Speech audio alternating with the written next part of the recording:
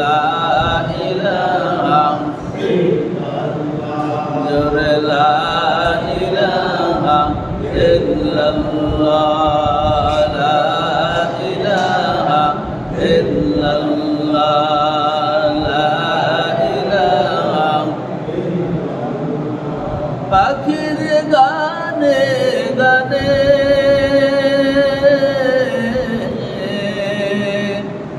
হাওয়ার তানে তানে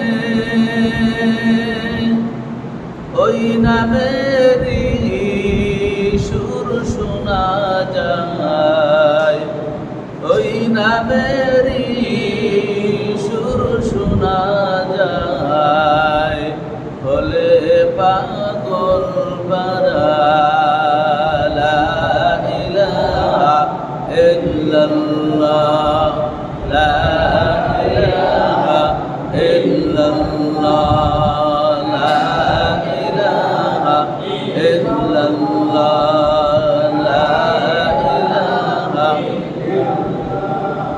লা ইলাহা ইল্লাল্লাহ লা ইলাহা ইল্লাল্লাহ লা ইলাহা ইল্লাল্লাহ লা ইলাহা লা ইলাহা ইল্লাল্লাহ মুহাম্মাদুর রাসূলুল্লাহ সাল্লাল্লাহু আলাইহি ওয়াসাল্লাম। মুআজ্জাজ মুহতারাম, সম্মানিত মুসল্লিয়ান ইকরাম, মুরব্বিয়ান নিজাম, যুবক ভাইয়েরা, পর্দার আড়ালের সম্মানিত মা ও বোনেরা, সকলের প্রতি আমার আন্তরিক সালাম। আসসালামু আলাইকুম ওয়া রাহমাতুল্লাহি ওয়া বারাকাতুহু। মহান আল্লাহ রাব্বুল ইজ্জত ওয়াল জালাল, তার দরবারে লাখ কোটি শুকর ও সুজুদ যে আল্লাহ পাক রব্বুল আলামিন আমাদেরকে এই পবিত্র মুহররম মাস, পবিত্র রবিউল আউয়াল মাস, রাসূল আরবি সাল্লাল্লাহু আলাইহি ওয়াসাল্লামের আগমনের মাস, আল্লাহ পাক রব্বুল আলামিন আমাদেরকে এই মাসে পবিত্র জুমার দিন, একে হলো পবিত্র মাসের দিক দিয়ে মর্যাদাবান, নবীজির আগমনের মাস এবং ওফাতের মাস, এদিক দিয়ে আগমনের মাস, দ্বিতীয়ত জুমার দিন, ডাবল মর্যাদার দিন। আল্লাহ পাক রব্বুল আলামিন আমাদেরকে আল্লাহ সুবহানাহু ওয়া তাআলার এক মহান হুকুম, পবিত্র জুমার নামাজ আদায় করার জন্য তার ঘরে আসার সুযোগ করে দিয়েছেন। এই জন্য সেই মনিবের দরবারে প্রাণ খুলে শুকরিয়া আদায় করি, সকলে পড়ে নেই আলহামদুলিল্লাহ। সম্মানিত হাজিরিন, আজকের খুতবার আলোচ্য বিষয় রাসূল আরবি সাল্লাল্লাহু আলাইহি ওয়াসাল্লামের সৌন্দর্য মণ্ডলী। রাসূল আরবি সাল্লাল্লাহু আলাইহি ওয়াসাল্লামের বিশেষ 10টি গুণ নিয়ে আমরা কথা বলতেছিলাম গত জুমায়। তো এর ভিতরে রাসূল আরবি সাল্লাল্লাহু আলাইহি ওয়াসাল্লামের এই সৌন্দর্য, এটাও কি একটা স্পেশাল বৈশিষ্ট্য। আপনারা জানেন রাসূল আরবি সাল্লাল্লাহু আলাইহি ওয়াসাল্লাম এই পৃথিবীর বুকে আগমন করেছিলেন, যখন এই পৃথিবীর ধরনের বুকে রাসূল আরবি সাল্লাল্লাহু আলাইহি ওয়াসাল্লাম এসেছিলেন, তখন এই পৃথিবীটা একটা মুশকিল, এক খারাপ এক যুগের ভিতরে সীমাবদ্ধ ছিল। যেই যুগে মানুষ কাউকে কারো জান এবং মালের নিরাপত্তা ছিল, জান এবং মালের কি কোনো নিরাপত্তা ছিল না, এমন একটা যুগে রাসূল আরবি সাল্লাল্লাহু আলাইহি ওয়াসাল্লাম এসেছিলেন। আসার পরে রাসূল আরবি সাল্লাল্লাহু আলাইহি ওয়াসাল্লাম মানুষদেরকে দ্বীনের দাওয়াত দিয়ে দ্বীনের পথে এনেছেন। মনীষীগণ লিখেছেন, তরবারির মাধ্যমে, জিহাদের মাধ্যমে যত লোক দ্বীনে এসেছে তার চাইতে বেশি এসেছে রাসূল আরবি সাল্লাল্লাহু আলাইহি ওয়াসাল্লামের সৌন্দর্য দেখে এবং তার সুন্দর ব্যবহার দেখে। সুবহানাল্লাহ। তাহলে যেই সমাজটা এত নোংরা ছিল, যেই সমাজটা এত খারাপ ছিল, এত মুশকিল ছিল, সেই সমাজে আমার নবী এমন বৈশিষ্ট্য আল্লাহ তাকে দান করেছেন, এমন সৌন্দর্য তাকে দান করেছেন, যেটা দেখে মানুষেরা কি করেছেন, তার আদর্শগুলি, বাপ-দাদার আদর্শগুলি, দিনের প্রকৃত যে আদর্শ, সে আদর্শ দ্বারা চলে এসেছে। সম্মানিত ভাইরা, তো রাসূলুল্লাহ সাল্লাল্লাহু আলাইহি ওয়াসাল্লামের বিশেষ 10টা বৈশিষ্ট্য নিয়ে আমরা কথা বলছিলাম। তার ভিতরে এক নম্বরে ছিল কি, রাসূলুল্লাহ সাল্লাল্লাহু আলাইহি ওয়াসাল্লাম ছিলেন কি? উস্তাদ, ওয়াইসতুল মুআল্লিমান। রাসূলুল্লাহ সাল্লাল্লাহু আলাইহি ওয়াসাল্লাম বলেছেন, আমি কি শিক্ষক হিসেবে প্রেরিত হয়েছি। 2 নম্বর ছিল রাসূলুল্লাহ সাল্লাল্লাহু আলাইহি ওয়াসাল্লাম ছিলেন কি? লজ্জাবতী। কেমন লজ্জাবতী? উনি সেটা লিখেছেন, কুমারী নারী ঘরের ভিতরে যেরকম লজ্জাবতী হয়, তার চাইতেও বহু গুণে বেশি ছিলেন আমার নবীজি লজ্জাশীল। সুবহানাল্লাহ। এরপরে 3 নম্বর বৈশিষ্ট্য, রাসূলুল্লাহ সাল্লাল্লাহু আলাইহি ওয়াসাল্লাম কখনো মিথ্যা কথা বলেন নাই। সুবহানাল্লাহ। এমন একটা লোক, আমরা তো ঘন্টায় ঘন্টায় মিথ্যা কথা বলি, কথায় কথায় মিথ্যা কথা বলি, অথচ এমন একটা লোক আল্লাহ এই ধরনের লোকে পাঠিয়েছিলেন, এমন একজন নবী এই পৃথিবীতে পাঠিয়েছিলেন, তার জীবনে কখনো মিথ্যা কথা তিনি বলেন নাই। সুবহানাল্লাহ। এই জন্য কাফেররাও তাকে আলামিন বলে উপাধি দিয়েছিলেন, সত্যবাদী বলে উপাধি দিয়েছিলেন। সম্মানিত ভাইরা, 4 নম্বর বৈশিষ্ট্য হচ্ছে আমানতদার। 4 নম্বর বৈশিষ্ট্য হলো কি? আমানতদার। আমানতের চাবিকাঠি, আমানতের কোনো খেয়ানত তার দ্বারা কখনো হয় নাই। আমরা তো আমানত আমাদের কাছে রাখলে মাশাআল্লাহ নিজের সম্পদ মনে করে গুদামে করি, ঠিক কিনা বলেন? তবে আমরা রাসূলের উম্মত। উম্মত মানে কি? উম্মত আমরা সকলে জানি, রাসূলের উম্মত আমরা স্বীকার করি। আসলে উম্মত মানে কি এটাই আমরা অনেকে জানি না। রাসূলের উম্মত, উম্মত মানে অনুসারী। উম্মত মানে কি? অনুসারী। মানে আমি রাসূলের আদর্শ যদি আমার জীবনে বাস্তবায়ন করতে না পারি, তাহলে উম্মত বলে পরিচয় দিয়ে কোনো ফায়দা আছে? আছে ভাইজান? আমরা যখন এই দুনিয়ায় থাকবো না, আমাদের রূহ যখন কবজ হয়ে যাবে, আমরা যখন মৃত্যুবরণ করব, তখন আমাদেরকে দাফন করা হয়। জানাজা দেওয়ার পরে দাফন করা হয়। দাফনের সময় যখন লাশ কবরে রাখা হয়, তখন দোয়া করা হয় না? বিসমিল্লাহি ওয়া আলা মিল্লাতি রাসূলিল্লাহ। এর অর্থ হচ্ছে আল্লাহর নামে, বিসমিল্লাহ, আল্লাহর নামে, রাসূলের দলে, রাসূলের আদর্শে আমি কি করলাম? এই লাশটাকে সুবর্ণ করলাম। সুন্দর কথা না? এখন দেখেন, বাস্তব জীবনে আমি রাসূলের আদর্শ মানি নাই, রাসূলের সুন্নাত মানি নাই, রাসূলের অনুসরণ করি নাই। আমি মারা যাওয়ার পরে আমার লাশটাকে আল্লাহ রাসূলের আদর্শের উপরে রাখা হবে। এখন একটু নিজে চোখ বন্ধ করে চিন্তা করি, আমার জীবনে আমি রাসূলের আদর্শ মানি নাই। আমাকে দেখলে বোঝা যায় না আমি হিন্দু না মুসলমান। আছে না বন্ধু? আমি হিন্দু না মুসলমান দেখলে চিনা যায় না, কোনো উপায় নেই।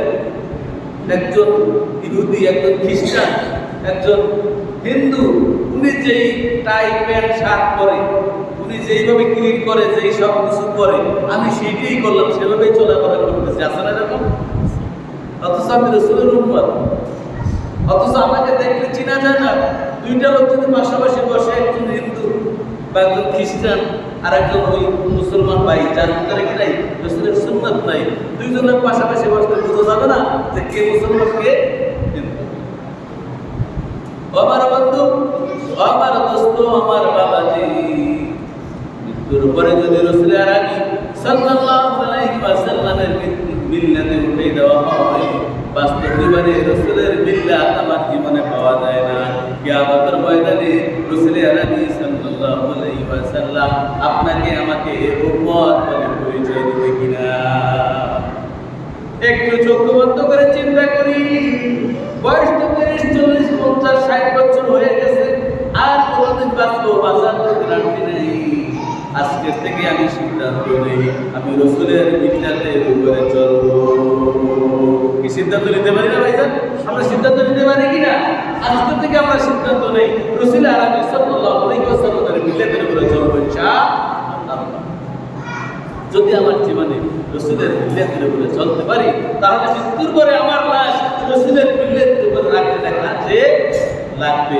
রাসূল আরবি সাল্লাল্লাহু আলাইহি ওয়াসাল্লাম কি আমাকে উম্মত বলে পরিচয় দিবেন। কোন সন্তান যদি বাবার আদর্শের বিরুদ্ধে চলে, কোনো সন্তান যদি বাবার আদর্শের বিরুদ্ধে চলে, ওই বাবাকে সন্তানের পরিচয় দেয় দেয় ভাইজান। সন্তান বাবা থেকে আদর্শে চলে, সন্তান আদর্শের উল্টো চলে, এরকম সন্তানকে সন্তান বলে পরিচয় দেয় না। আমার ভাইজান, বাবা যদি সন্তানকে তার আদর্শের বিপরীত চলার কারণে সন্তান বলে পরিচয় না দেয়, রাসূল আরবি সাল্লাল্লাহু আলাইহি ওয়াসাল্লামের আদর্শের বিপরীত চলে ভাইজান, কিয়ামতের ময়দানে রাসূল আরবি সাল্লাল্লাহু আলাইহি ওয়াসাল্লাম উম্মত বলে পরিচয় দিবেন না। আমার ভাইরা, আপনারা জানেন রাসূল আরবি সাল্লাল্লাহু আলাইহি ওয়াসাল্লাম কিয়ামতের ময়দানে যখন উঠবেন, যখন সকল মানুষ আরশের ময়দানে উঠবে, সকল মানুষ নবীরা পর্যন্ত ইয়া নফসি করে দৌড়তে থাকবে, ওই দিন আপনার আমার নবী রাসূল আরবি সাল্লাল্লাহু আলাইহি ওয়াসাল্লাম নিজের চিন্তা করবে না, ওই দিন রাসূল আরবি সাল্লাল্লাহু আলাইহি ওয়াসাল্লাম উম্মতের চিন্তায় বিভোর থাকবে, উম্মতের জন্য পরেশান থাকবেন, উম্মতের জন্য কান্নাকাটি করবেন। রাসূল আরবি সাল্লাল্লাহু আলাইহি ওয়াসাল্লাম এই কান্নাকাটি দেখে আল্লাহ রাব্বুল আলামিন বলেন, ইয়া রাসূলুল্লাহ, ইয়া হাবিবাল্লাহ, আপনার দুঃখ, আপনার কষ্ট, আপনার কান্না আমি সহ্য করছি না, সহ্য করতে পারছি না। আপনি কি করেন? আপনার উম্মতদেরকে আপনি কি করেন? সুপারিশ করে জান্নাতে নিয়ে যান। সুবহানাল্লাহ। সকলে পেরেশান। যেই মুহূর্তে সূর্যটা মানুষের মাথার উপরে চলে আসবে, সূর্যের তাপে জমিনটা কি হবে? তামার হবে। মানুষের মগজগুলি মাথা ফেটে মানুষের কানের সিন্ধু দিয়ে, নাকের সিন্ধু দিয়ে বাতের মারের মতো গলে গলে পড়বে। ওই কঠিন মুসিবতের সময় সন্তান বাবার পরিচয় দিবে না, বাবা সন্তানের পরিচয় দিবে না, মা সন্তানের পরিচয় দিবে না, স্বামী স্ত্রীর পরিচয় দিবে না। সবাই সবাইকে দেখবে, কিন্তু কেউ কারো পরিচয় দিবে না, কারণ নিজের চিন্তা সবাই বিভোর থাকবে। এই মুহূর্তে আপনার আমার নবী, দয়ার নবী, মায়ার নবী নিজের চিন্তা করবেন না, তিনি উম্মতের জন্য কাঁদবেন। আল্লাহ তাকে কি উম্মতের জন্য সুপারিশ করার জন্য অনুমতি দিবেন। আল্লাহ রাব্বুল আলামিনের হাবিব রাসূল আরবি সাল্লাল্লাহু আলাইহি ওয়াসাল্লাম উম্মতদেরকে আরববাসীদেরকে ডাকবেন, ইয়া উম্মতি, ইয়া উম্মতি, আল্লাহ আসো, আমার কাছে আসো। আমার ভাইরা, আমরা আরববাসীরা রাসূল আরবি সাল্লাল্লাহু আলাইহি ওয়াসাল্লামের দরবারে চলে যাবে। আমার বন্ধুরা, ওই দিন সমস্ত মানুষের ভিতরে বিভেদ হয়ে যাবে, বিভেদ সৃষ্টি হয়ে যাবে। কিছু লোক একটা পর্দার ভিতরে চলে আসবে, কিছু লোক পর্দার বাইরে চলে যাবে। যে ব্যক্তিরা রাসূল আরবি সাল্লাল্লাহু আলাইহি ওয়াসাল্লামের আদর্শ, রাসূল আরবি সাল্লাল্লাহু আলাইহি ওয়াসাল্লামের অনুসরণ জীবদ্দশায় পালন করেছে, তারা পর্দার ভিতরে থাকবে। যারা পালন করে নাই তারা পর্দার বাইরে থাকবে। তারা বলবে, ইয়া রাসূলুল্লাহ, ইয়া হাবিবাল্লাহ, আমাদেরকে সুপারিশ করুন, আমরা বড় বিপদের ভিতরে আছি, এই কঠিন মুসিবত থেকে আমাদেরকে রক্ষা করুন, এই কঠিন মুসিবত থেকে আমাদেরকে বাঁচান। রাসূল আরবি সাল্লাল্লাহু আলাইহি ওয়াসাল্লাম তাদেরকে লক্ষ্য করে বলবেন, সৌকান সৌকান লিমান বাগিরা মিন বাদি, দূর হও, দূর হও, তোমরা দূর হয়ে যাও, তোমরা আমার উম্মত নও। তোমরা যদি আমার উম্মত হতে, উম্মতের যে নমুনা, এই নমুনা আমি তোমাদের মাঝে দেখতে পেতাম। আমার বন্ধুরা, আমার বাবাজিরা, আমার ভাইয়েরা, এই রাসূলের নমুনা আমার জীবনে এখন আমরা পালন করি না। মৃত্যুর পরে কিয়ামতের ময়দানে রাসূলের নমুনা নিয়ে আমরা উঠতে পারবো না। যদি উঠতে না পারি, রাসূল আরবি সাল্লাল্লাহু আলাইহি ওয়াসাল্লাম আমাদেরকে উম্মত বলে পরিচয় দিবে না। আমার ভাইয়েরা, আমার বন্ধুরা, ওই বিভীষিকাময় অবস্থায় যদি রাসূল আরবি সাল্লাল্লাহু আলাইহি ওয়াসাল্লাম আমাদেরকে উম্মত বলে পরিচয় না দেয়, ওই দিন দুঃখের আর কোনো সীমা থাকবে না, কোনো সীমা থাকবে না। এই জন্য এখনই রাসূল আরবি সাল্লাল্লাহু আলাইহি আদর্শ এখন থেকেই আমরা ধারণ করবো ইনশাআল্লাহ। আমার ভাইয়েরা, আমার বন্ধুরা, এরপরে রাসূল আরবি সাল্লাল্লাহু আলাইহি ওয়াসাল্লামের আমানত 5 নম্বর বৈশিষ্ট্য, রাসূল আরবি সাল্লাল্লাহু আলাইহি ওয়াসাল্লাম ছিলেন কি? একজন ন্যায় বিচারক। তিনি একজন ন্যায় বিচারক ছিলেন। তিনি বিচারে, তিনি নিজে তো ন্যায় বিচার করেছেন। কত সময় বলেছিলাম হাত কাটা দুর্ঘটনা, তিনি তার বিষয়টা দেখেন, তিনি তো ন্যায় বিচার করেছেন। তিনি এমন লোক তৈরি করেছেন, এমন লোক তৈরি করেছেন, ওমরে ফারুক রাদিয়াল্লাহু তাআলা ইসলামের দ্বিতীয় খলিফা। এরকম রাসূল আরবি সাল্লাল্লাহু আলাইহি ওয়াসাল্লাম পরস্পরের সাথে অন্য কোনো পাথর লাগলে সেটাও কি হয়ে যায়? স্মরণ হয়ে যায়। রসুল আলাইহিস সালাম এমন আদর্শ আল্লাহ তাকে দিয়েছেন। আল্লাহ নিজে বলেছেন, লাকাদ কানা লাকুম ফি রাসূলিল্লাহি উসওয়াতুন হাসানাহ, আমার নবীর জীবনে তোমাদের জন্য রয়েছে উত্তম আদর্শ। এর চেয়ে উত্তম আদর্শ আর হতে পারে? সেই আদর্শ আমরা যদি লালন না করি, আমাদের দুঃখের আর শেষ থাকবে না। হয়তো এখন ভালো আছে, এমন একটা সময় আসবে, ওই সময় আমাদের আর দুঃখের শেষ থাকবে না। তখন আমরা আল্লাহকে বলবো, আয় আল্লাহ, আমাকে আরেকবার পৃথিবীতে পাঠিয়ে দিন, আরেকবার দুনিয়ায় পাঠান। আমার জীবনের সকল সময়, আমার জীবনের সকল অর্জন, আমার সম্পদ, আমার টাকা পয়সা, আমার সকল কিছু আপনার দিনের রাহে ব্যয় করে আমি আপনার উপরে ঈমান এনে আমি বেশি বেশি আমল করে আমি দুনিয়া থেকে আসবো। কি আমরা আফসোস করবো?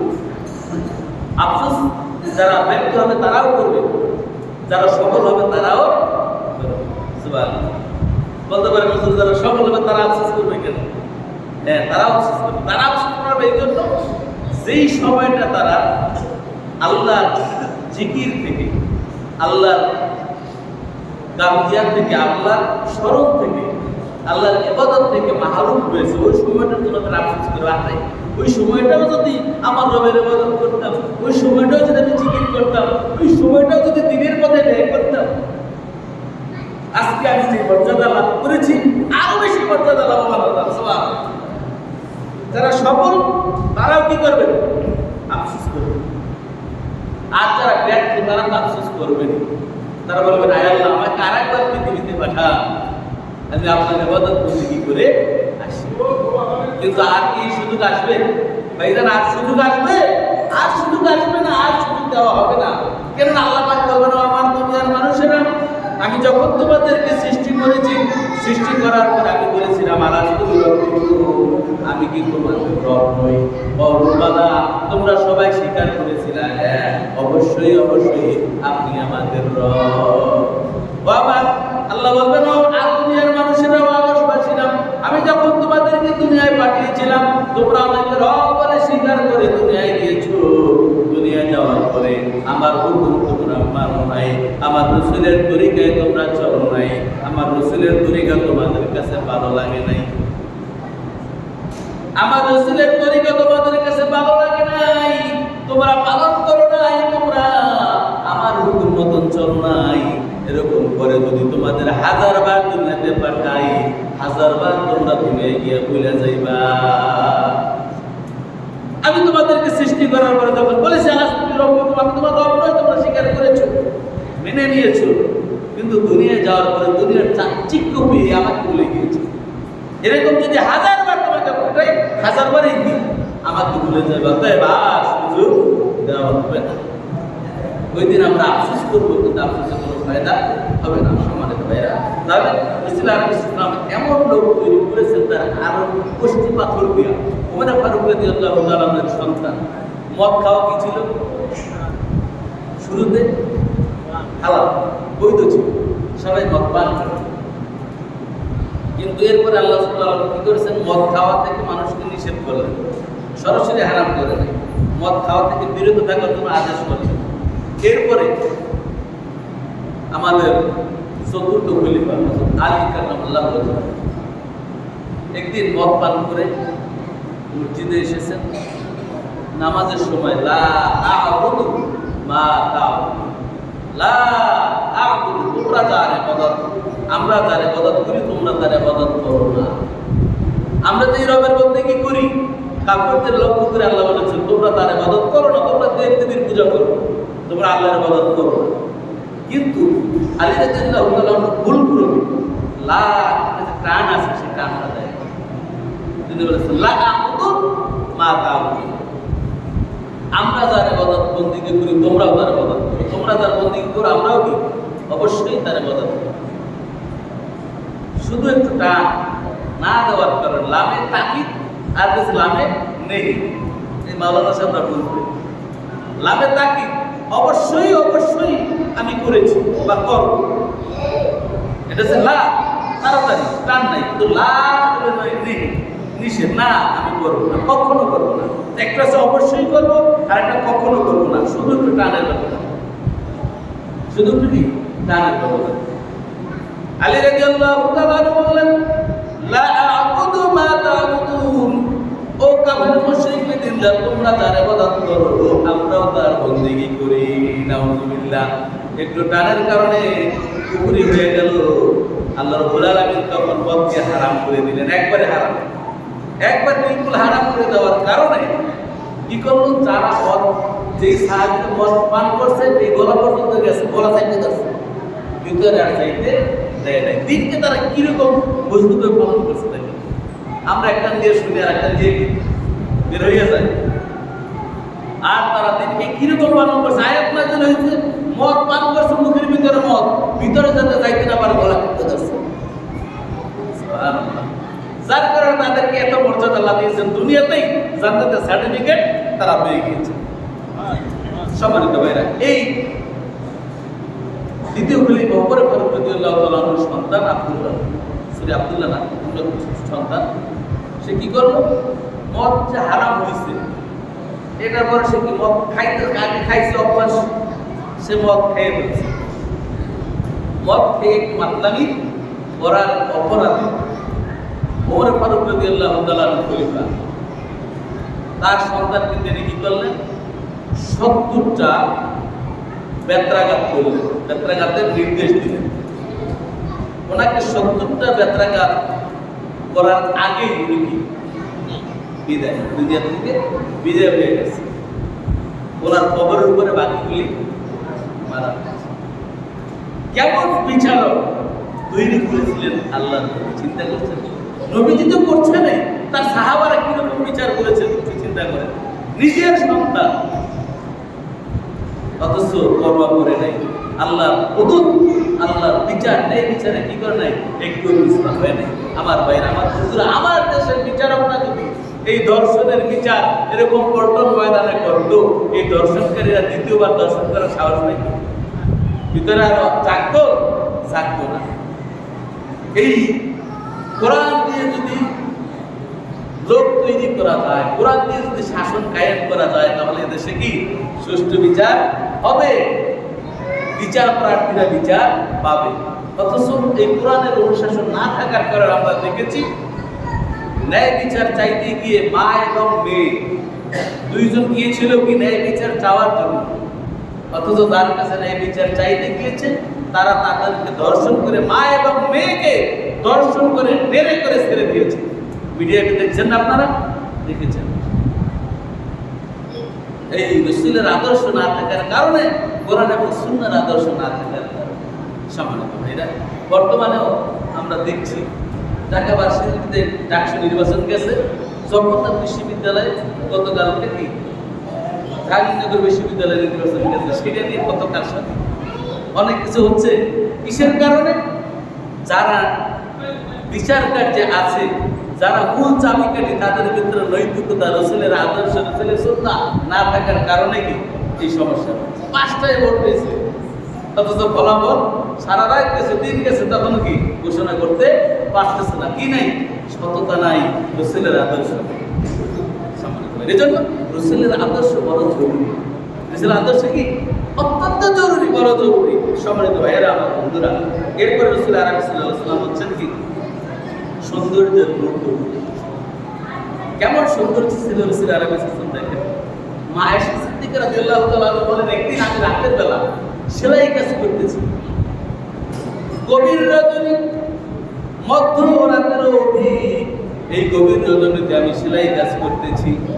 নবীজি, যিনি দোজাহানের বাদশা, এই দোজাহানের বাদশা নবীজির স্ত্রী, গভীর রজনী, অর্ধ রজনীর পরেও গিয়া সে সেলাই কাজ করতেছে। আর আমরা আমাদের একটু নেতা হয়ে গেলে কি, আমাদের স্ত্রীরা তো দাসী ছাড়া কি কাজ করতে পারে না, চলতে পারে না। নবীজির স্ত্রী, দোজাহানের বাদশা নবীজির স্ত্রী, গভীর রজনীর পরে কি করতেছেন? সেলাই কাজ করতেছেন। এমন সময় আমার হাত থেকে সুচটা পড়ে গিয়েছে, আমি সুচটা খুঁজে পাচ্ছিলাম না। তখন তো এরকম ইলেকট্রিসিটি ছিল না, ছিল না, খুবই আগুন বা মোবের আগুন, এই আগুন দিয়ে সে খুঁজে পাচ্ছিল না। আর আয়েশা সিদ্দিকা রাদিয়াল্লাহু তাআলা আনহা বলেন, এমন সময় রাসূল আরবি সাল্লাল্লাহু আলাইহি ওয়াসাল্লাম আমার ঘরে প্রবেশ করলেন। রাসূল আরবি সাল্লাল্লাহু আলাইহি ওয়াসাল্লামের নূরের তাজাল্লিতে আমার সুইটা আমি খুঁজে পেয়েছি। কেমন সৌন্দর্য ছিল আমার নবীর।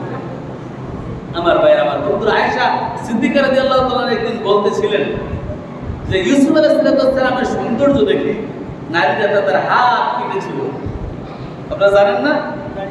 তাদের কি করেছিল? তাদের হাত কেটেছিল। জুলেখা বলেছিল, আমি তো দোষী, তোমরা আমার দোষ দিচ্ছ। তোমরা ইউসুফকে দেখার পরে তোমরা কি করবে? ফল কাটবে। কিন্তু তারা ফল না কেটে কি করছে? ইউসুফের দিকে এমন ভাবে নিমগ্ন হয়ে গিয়েছিল, তারা কি হাত কেটে ফেলেছিল। আয়েশা সিদ্দিকা রাদিয়াল্লাহু তাআলা বলেন, ওই দিন যদি ইউসুফের জায়গায় আমার নবী উপস্থিত থাকতেন, তাহলে ওই নারীরা হাত না কেটে নিজেদের গলা কেটে ফেলত। কি সৌন্দর্য আল্লাহ দিয়েছিলেন আমার নবী। যে নবীজির আদর্শ দেখে, যে নবীজির সৌন্দর্য দেখে হাজার হাজার মানুষ, কাফেররা বলছিল উনি একটা পাগল, ওনার কাছে তোমরা যাইবে না, ওনার কথাও তোমরা শুনবে না। লোকের কি করলো? কানের ভিতরে কুলা দিয়া দেখি পাগল, তো পাগল কিরকম তো দেখি। পাগল দেখার একটা উৎসাহ কিন্তু সকলের ভিতরে আছে। এলাকায় যদি একটা নতুন পাগল আসে, তখন সবাই কিন্তু কি তার একবার এক নজর দেখতে চায়। তো রাসূল আলাইহিস সালামকে বলছেন কি পাগল, তো লোকেরা পাগল দেখার জন্য উৎসুক হয়ে গেছে। তার কথা তো শোনা যাবে না, শুনলেও পাগল হয়ে যাবে। তারা কি করছে? কানের ভিতরে তুলা দিয়া রাসূল আলাইহিস সালামকে দেখতে গিয়েছে। আমার নবীজির সৌন্দর্য দেখে তারা বলছে, হায় হায়, এত সুন্দর লোক, এত সুন্দর মানুষ আমার পাগল হয়ে গেল। সুবহানাল্লাহ বলবেন না? এত সুন্দর মানুষ পাগল থাকে, উৎসুক শুষ্ক, তার গোসল নাই, খাবার নাই, গরম নাই, তার মাথা আসানো থাকে না, চুল থাকে এলোমেলো, কাপড়ে চোপড়ে নোংরা ময়লা, পায়খানা করে, পেশাব করে, সে কি করে না? পবিত্রতা অর্জন করে না। কিন্তু এরকম এত সুন্দর মানুষ, এত সুন্দর লোক আবার পাগল হয় কি করে? আচ্ছা দেখি উনি কি বলে, শুনি। এইবার তারা কি করলো? কানের থেকে তুলাটা বের করলো।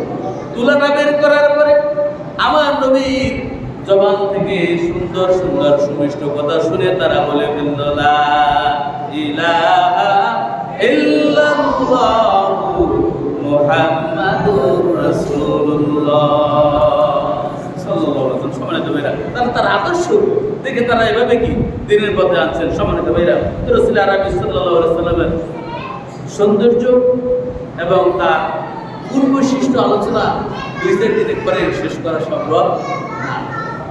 আল্লাহ রাব্বুল আলামিনের এই আদর্শগুলি আমাদের আমরা যেন দেখে দেখে শিখতে পারি। রাসূল আরবি সাল্লাল্লাহু বৈশিষ্ট্যগুলো যেন আমরা আমাদের হৃদয়ে লালন করতে পারি। রাসূল আরবি সাল্লাল্লাহু তরিকা অনুযায়ী যেন আমরা আমাদের জীবনটাকে গঠন করতে পারি। আল্লাহ পাক রব্বুল আলামিন আমাদের সেই তৌফিক দান করুন। ওয়া মা তাওফীকি ইল্লা বিল্লাহ। আসসালামু আলাইকুম ওয়া রাহমাতুল্লাহি ওয়া বারাকাতুহু। যারা সুন্নাত করে নেবে, যারা তাকওয়া বলবে আমাদের